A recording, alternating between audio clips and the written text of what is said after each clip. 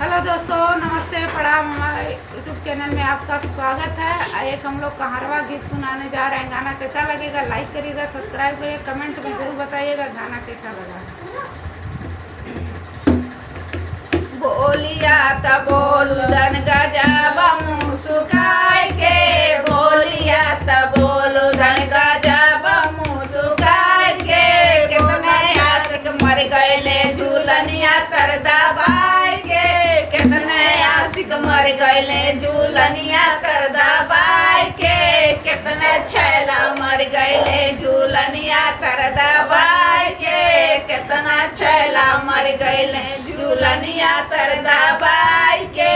सोने की थाली में देवाना परोस, सोने की थाली में देवाना परोस। जेवाना ना देवे गिरे मुरझाए के, कितने आशिक मर गए झूलनिया तर दबाए के। कितने आशिक मर गए झूलनिया तर दबाए के, कितने छैला मर गए झूलनिया तर दबाए के।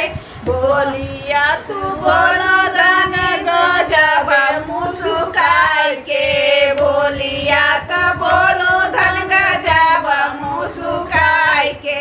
कितना छैला मर गए झूलनिया तर दबाए के, कितना छैला मर गए झूलनिया तर दबाए के। जा जा रे गेरुआ गंगा जल पानी, जा जा रे गेरुआ गंगा जल पानी। पानिया न पिए गिरे मुरझाए के, पानिया न पिए गिरे मुरझाए के। कितने छैला मर गए झूलनिया तर दबाए के, कितना छाछ मर गए झूलनिया तर दबाए के। कितने आशिक मर गए झूलनिया तर दबाए के। बोलिया तो बोलो धन गजाबा मुस्काए के, बोलिया तो बोलो धन गजाबा मुस्काए के। बोलिया तो बोलो धन गजाबा मुस्काए के। लवंगा इलायची के बीरा जरायो, लवंगा इलायची के बीरा जरायो। मेरे बीरावा न खूंचे गिरे मुरझाए के, कितने आशिक मर गए झूलनिया तर दबाए के।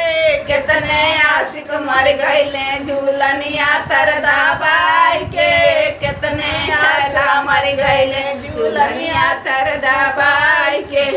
फूला जारी कैसे जला गायो, फूला जारी कैसे जला गायो।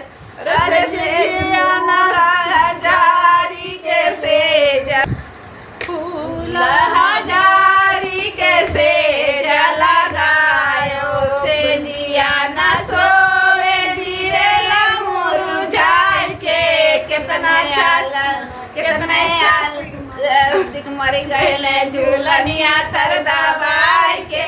कितने आशिक मर गए झूलनिया तर दबाए के।